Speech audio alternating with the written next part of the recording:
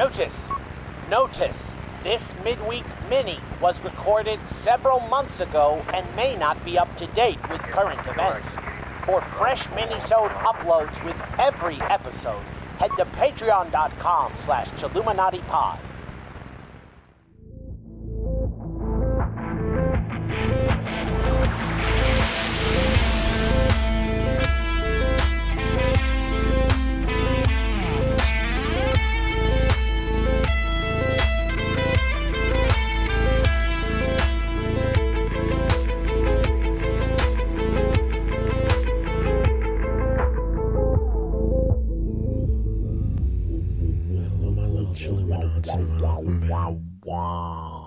Another mini-sode here at the Patreon. Yeah. What do you got today for us, boys? What's happening out in the world that we should be discussing? I've got a neat listener story all the way from Belize. Is that fun? Do it. I like it. Right. This is from about a week ago from 6 Sad Songs on our very own Chilluminati pod subreddit. Pretty good one. This one's called The White Lady.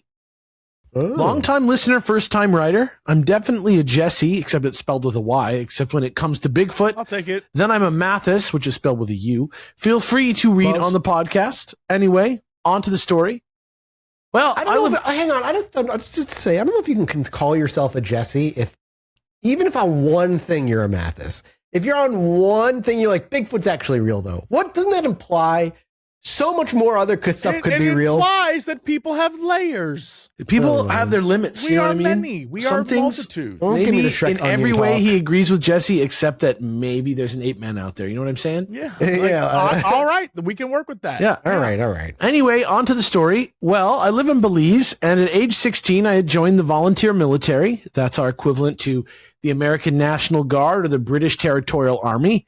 I've spent summers as a high school student on my uncle's farm doing log wood cutting and hunting. So although I lived in the city, I was not ignorant about the jungle before joining the military. So I didn't know all the survival tricks as the guys that grew up in the villages, but I was certainly better than the city boys when it came to the jungle. Anyway, one year where we were in Mountain Pine Ridge, which is a remote location. We were in a national park, which is restricted access for civilians, a central location in the country. Mountains where hills are covered in grassland, the tops of the hill in pine forest, and the valleys are dense jungle. This dense vegetation creates a lot of fog from the precipitation released in the nights and early morning that settles in the valleys. The air is cold by our standards at 50 degrees Fahrenheit, whatever the wind chill factor was. Now, that's not cold for a lot of people, but considering here a normal day is 80 plus Fahrenheit, it's cold for us.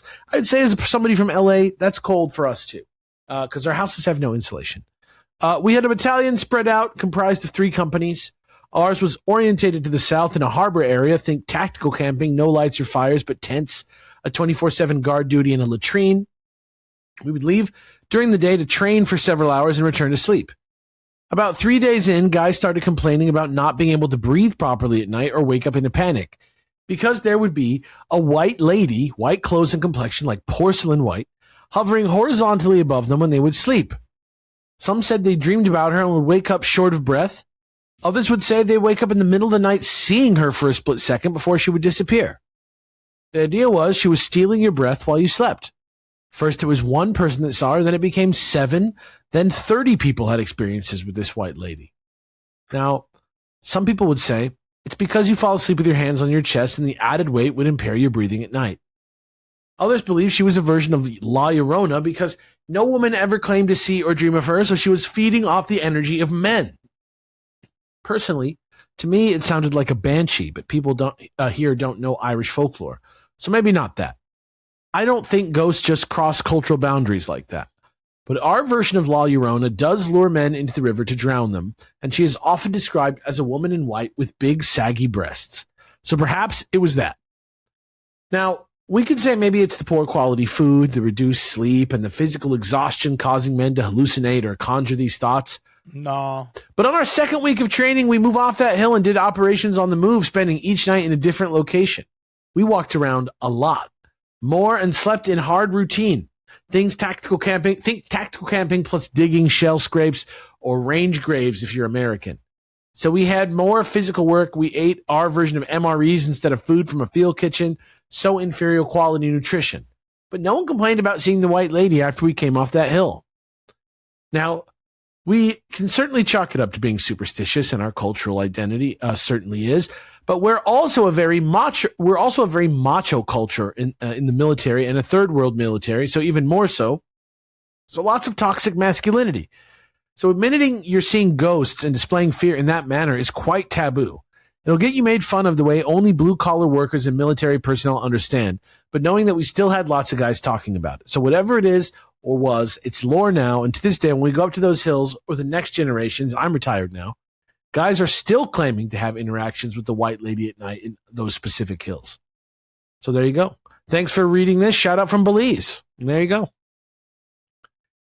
A cursed ground where military exercises were being performed. 30 men out there in the military claiming this. And they're right. Like, military is merciless in the same way that, school is, where, or jail, where if you show cracks, that's what you are to them. And, that's interesting that even in that context, people were choosing to report a white lady ghost. Yeah. I thought that was a pretty neat little story, and it's fun that it came all the way from Belize. So shout outs back to Belize. Bazinga. You guys know there was a movie about La Llorona? Oh, yeah, really? We're aware, yes. Yeah. Do you know what year that movie came out, Mathis? Yeah, I heard. Do you know what year? What do you think? 2019. Yeah. The movie has been out for 7 years now. That's crazy. Yeah. I don't want to talk about it. Yeah. Time. What is time? Who knows? Jesse, what do you have for us? Well, speaking of time and space, let's get a little weird. So, if you listen to the show, I'm sure, anyone listening right now who is paid to be here, thank you, by the way. You're probably aware of the theory that, the many worlds theory. Basically, any choice you make leads to two or more outcomes, and that there's another version of you out there somewhere who made a different choice. That's living another life, right? Like, took a different job, married someone else, moved across the country, whatever the case may be. Hell, even today, got a different type of coffee, Well, according to Oxford physicist Vlatko Vedrol, in Popular Mechanics, said that humans don't magically create reality by observing it, which is a thing that people say online a lot. A belief that he says spread through online culture, this sort of manifestation culture, this idea of like taking quantum physics, quantum dynamics, and using that to justify the idea of using your lack of understanding of it as justification. Yeah. He says that in reality, changes that happen on this sort of quantum level are happening every single second, whether you notice them or not. It's not a like, oh, I can change reality because I see this thing. It's like, no, everything is changing. So he takes this idea of many worlds, and he says that for decades, scientists have known that particles can appear to exist in multiple states, right? We've talked about that before. Mm-hmm. And he says that, like, all right, ignore this whole create your own reality thing. Consciousness isn't as special as we want to believe in this situation. That does not matter. Reality doesn't change simply because of humans looking at it. Instead, interactions can happen like a photon hitting sunglasses, dust colliding in space, particle bouncing off another particle to alter reality without a human even being involved. He says that the universe doesn't wait for us to notice anything. And then these things, these possible alternate realities just would exist, right? The interaction itself is what matters. He uses the sunglasses as an example, saying that, like, one possible outcome is the photon passes through the lens, reaches your eye. And another, the sunglasses completely block it. So basically, there's one version where you got a photon in the eye, and there's one version where that did not happen, and those both exist simultaneously in reality. Yeah. And that's two slightly different versions. But the mind trippy thing about many worlds is it isn't just like, well, there's one version of you that went to college and one version of you that didn't. It would be like, there's one version of you that went to college, and then on the minute you got in the car, one version of you got in the car, one version of you stubbed your toe, one version of you stubbed the other toe. There's like infinite versions. It isn't like, it's like every second, whether you chose to breathe in right there Or wait a second. Everything. What you're saying Everything. is the movie is the one. Everything, everywhere, all at once is the correct. Yeah, is like the correct literally interpretation. anything that can happen is happening. Mhm. Anything. So it's fascinating because the way that it's basically, it all comes back to the double slit experiment, right? With the idea of when a photon is observed, it collapses from a wave function to a particle, and you see where it lands. Yeah. But until it is measured, it is a wave function, meaning it's like taking every possible path around the globe or whatever to arrive at that point, as well as that. And what the math says is that when you observe and it collapses, the math doesn't say all those other points now don't exist. The math raw still says they exist. They're just not the ones that we are observing. But there's two schools of thought, from my understanding. It's Copenhagen's shut up and calculate. And the point is it collapses. It doesn't matter what that means. It doesn't, like, just look at the numbers and take it for what it is, and don't worry about any of that. Just shut up and calculate, because there's no possible way for us to even know anyway. And the other people, which is like the many worlds theory of like, no, the math raw says by like math, they have to be landing in all these other places. We just, for some reason, when it collapses into a singular state. And it's a state where our observation or the observation device interacted with that particular one. And we live on that one where there's like another one where the scientist is wearing a green shirt instead of a red shirt, you know, and that kind of that's thing. what's interesting is it continues the idea that the collapse itself, there could potentially be quadrillion collapses, but each version of us has our own, oh, it ended up here. But in reality, it could have ended up in any one of those. Yeah. But that's just the one we see because it ended here with our reality, but that could be happening in every single other reality as well. Yeah, like the most minor, like it's mind bending to try and get your head around. It's literally every second is the way they talk about it, but theoretically, it's every nanosecond. Any fraction, and then compound that with the various versions. Okay, so it's like there are three of us, right? Version A, Jesse, meets version version A, Jesse splits into A, B. Version B is in a timeline with version F, Mathis, and version Alpha 6, Alex. Yeah. And so, like, there's infinite possibilities of this podcast could be happening in a different thing, except I'm Alex and Alex is me. You know what I mean? Like, there is there's crazy ways that it is beyond human thought. Really. It also makes me think of like quantum computers and how the quote of like one quantum computer with 300 qubits, when we have that, will be able to do more calculations simultaneously than there are atoms in our current universe, which should not be possible unless the math is using quantum possibilities, which means they may be doing math in multiple separate realities simultaneously. Like, how is that possible? How is that possible to like track if we don't even know that other universes exist? But that's the way quantum computers work. You don't get to look. You can't look because there's the a minute box, you observe, and inside is stuff, and quantum, we don't know what. It's qubits, and they sit in a cloud of quantum probability, and they are simultaneously multiple things at once, ones and zeros, right? And the minute you have 300 qubits, because they can be both things at once, the number of calculations they can do simultaneously on a computer like that will outnumber the number of atoms in our universe. And one of the, I forget which physics I think it's a professor, says that like the only way that he can see that being real is if it's calculating in other branch universes simultaneously as well. It's one of the reasons you can't observe what's under the hood. You can't look what's under the black box. That's what's so crazy about it is it's all like, it's like when a math teacher said, give me the answer, but show your work. This thing will only give answers.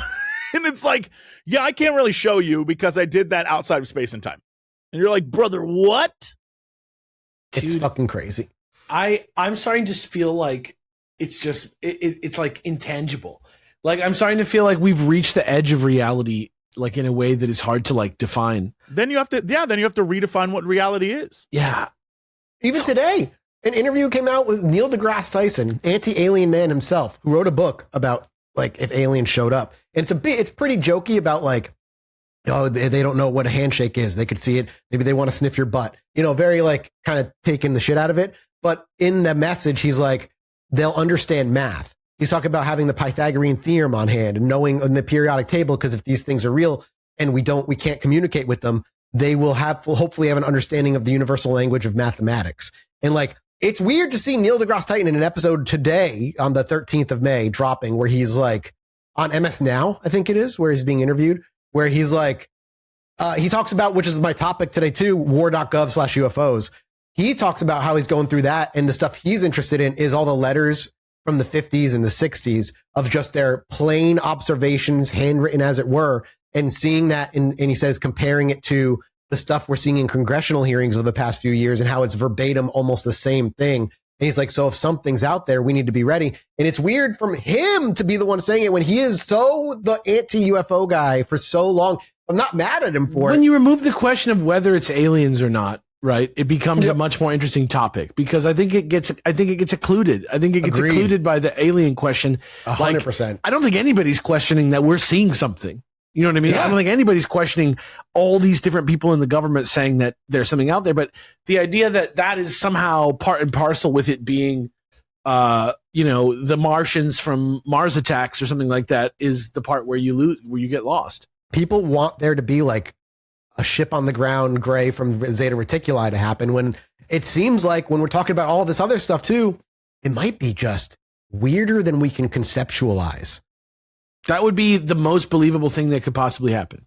That's Honestly, how I feel. Yeah. If they told us, all right, look, this is really hard to explain, but they're not from a distant world. They're from something even more messed up and weird. I genuinely believe people would take that easier. Does that make any sense? Like, I feel like people are so Marvel headed, like Marvel, we're like, yeah, multiverse, sure, whatever, that it would be somehow easier to swallow that they are like us from the future, or us, like something is very, Jesse, there's something very like human about the idea that it isn't aliens, but it's us, and we're just so cool in the future, it's a different version of us from a different reality. If it's us coded, suddenly it's a little more acceptable. It could be anything. It could be like fucking plasmoforms. Like we don't know. It could be anything. It could be something that makes us hallucinate. Like it could be anything. You know what I mean? Another interesting thing too is like, there's this recent kind of like a couple studies, I guess, this idea of plasma exhibiting conscious behavior. Not to say it's conscious, but we were talking about the plasmoids. Yeah, we were talking about that. If plasma ends up being conscious, that would mean the sun is conscious because the sun is plasma. Which would go back to the original beliefs of you want to blow ancient your man. fucking mind. That's sun the crazy part. Was the god. Like, and let's be real, out of all the things that are tangible in the universe that we should worship in some way, a sun's pretty damn close. It's pretty that good. thing Right. gives It life. It does take care of us. Our entire existence. It's crazy. And it gives warmth too. But also, if you mess around with it too much, it burns you. It burns your you. wings fall off. That's pretty God coded. Just saying. Yeah, I love it. Yeah, it's an interesting thought. I love the idea of the sun being conscious in some sort of totally inhuman way, some sort of way that we just don't understand, because it's like the way that mushrooms are conscious or whatever. Like the sun that's just the Raisin Bran sun. Yeah, he's just really happy to be there. Yeah, with the Mandela effect about it having sunglasses on. We could ask it. We could ask it. Yeah, we could. But like, to me, that would make the most sense. If they were like, it's weirder than we can really understand, it's something we don't really get, then that makes sense. Like, it just makes more sense that way. Yeah. And like, what's crazy, dude, in a time where more and more people are just looking for something, to have something from the outside, it's so crazy, but I almost feel like, for as messed up as the world is right now, it is so primed to just get some like, all right, here's the truth. You know what I mean? Like, I feel like people would be, oh, that explains people would be thrilled. I know people are worried that, like, there'll be religious backlash. I'm telling you, I think people are so excited to just have something, not be, I don't know, like, have some answer in the universe, some sort of something Why would it? people be like, Why would it fit yeah, our okay. our specific modern conspiracy theories when so many other theories have been out there that are equally as misinformed or uninformed as this one? Yeah. Yeah. But like all these other theories always kind of come back around like to the same like conclusion for the most part. That's the other thing too, is like you say that the NASA and the church recently, like in the past like month or so, have reconvened on what they would do if disclosure of other life happened. NASA was reconvening like last week or something, like they're bringing out like what they would do. And Pope Leo has been talking about like just addendums into like what they would do with like extraterrestrial and right here. He asked like, would any extraterrestrial intelligence be children of God? And he of course said yes, of course they would, like that kind of stuff. And it's like all on the periphery, and it's all happening when the world is at its weirdest right now too. Like on top of the world being a shitty place right now, it's also at like prime weirdness levels. I do have to think Surreal. also there's like a little bit of, we see people talking about this, so we need to have answers for our clergy or our staff or whatever. Might be. Because while it does make sense to think like, oh, they're talking about it now, so it must be of concern. I think it's also just like, okay, people are talking, the government's releasing stuff. You know, you're going to get people in church being like, are aliens, do they love Jesus? So you got to have an answer, and it's got to be an answer from the top. So like, let's just get this done. Yeah, that makes sense to a degree, like for sure. Like, I don't know. It's just a weird time with all this stuff. It's been weird to watch this thing evolve over 8 years and like how different of a world the UFO world has kind of just become in that short time. I feel like it's going to get, like in the time that we've done the show, it's now been almost 10 years. We're getting there. We're like on year 8 or 9. We're in year 8 right now. Like it's changed so much. Like it's gone from basically just being Mulder to being like this so much more like crystal-y, sort of like spiritual, sort of like mix of the two. I can't even imagine where it's going to be in 10 more years unless they just straight up exist and show up and come out. But I'm just interested to see where everybody's mind goes, because we keep expanding our minds and context becomes less and less like, I don't know, culturally, what we are capable of conceiving aliens to be gets more and more complex thanks to the Marvel movies and it really is multiverses. Isn't it weird? Like, I'm not saying this is what it is either. And like this all kind of, we don't have to talk about, you know, gov.aliens or whatever, war.gov or whatever, because what they did with that, by the way, is just what they would do with the Epstein files. They just fucking offloaded like 200 documents. Yeah. We'll see in 5 months, you know? Yeah, exactly. Yeah. But, yeah, it's just, I don't, oh, fuck, what was I going to say before that? It's gone. Shit. No idea. There's my ADHD brain. I got sidetracked by something. Sorry, my man. And, yeah, I hate that. I know that feeling well. It's fucking immediately fucking gone. But it's just, with this whole shit, it just feels to me that the answer is unknowable in a way that they don't know how to handle. They don't know how to like announce. And I don't think we're going to see a fucking alien land on the front lawn. Like, I just don't think that'll ever happen. We'll see. You know, we'll see what the fuck. But I look, my mind is open. My arms are open. I'm ready. I'm terrified. Hit me. Are you terrified? I mean, the notion of it is terrifying. Let's put it that way. In the way that like the narrator of a Lovecraftian tale is terrified. I'm terrified. I guess I take comfort. Like, if they are real and they wanted us gone, I feel like they could just have got rid of us. It's not hard. It's not that. It's just a absolute shift in what we think that I'm afraid of. I don't think everybody can handle it. So you're describing like ontological shock. Yeah, I'm scared of what I think I can handle it personally. I think there's people out there that can't. I agree. I think, but I agree with you in like, I think in a weird way. Oh, this is what I was going to say. The Marvel movies and all that stuff are in a weird way that 50s paper. Do you remember that paper from like the 50s or 60s? I think it's in the from the CIA, where they're talking about how like if they were real, how would be the easiest way to like get the public to accept them, and it's like put it in the entertainment, slowly eke out the idea of what these things are. And it's very bizarre to see like multiverse become more popular in pop culture while also gaining ground and roots in like scientific exploration. The aliens are pop culture kind of, or the aliens are multiverse vibes. Is like high. That's in exactly serious how it circles. feels. Yeah, it's got that wooey, other dimensional, other world. interstellar like vibe to it that I don't think we can understand. And I'm excited for Disclosure Day. Yeah. Whatever that movie's going to be like. I'm with Steven so Spielberg. excited for that, actually. I can't wait. Yeah, I'm ready for that. That's I a day actually saw a one really for me. fun. They have like a poster now. I don't know if you've seen it. It's there's in LA. There's a giant billboard, but it's Disclosure Day. But then it has an eye in the middle, which I guess is like a theme of this movie. But then in the background is a blur. But the further away you are from the blur, it looks like UFO. It's pretty cool. That's awesome. I was like, that's a fun poster. Okay, I'm excited. Oh, yeah. yeah. Very excited. Well, that's it. You guys go check out fucking war.gov/UFOs if you want. There's a million documents in there. A lot of them are just like public release. We'll have Santel on soon to yell about aliens again. Yeah, I'm sure. He texted me a week ago and said 60 to 90 days, and I'm like, for what? He's like, He knows. yeah. He's like, Santel's disclosure apparently because of what somebody said, and I'm like, all right, we'll see. I don't know, man. We'll see. All right, we're out of here. Thank you all for your support here at patreon.com/Chilluminati Pod. We'll be back next week with another mini-sode. We appreciate you. We love you. Bye. Bye. Bye.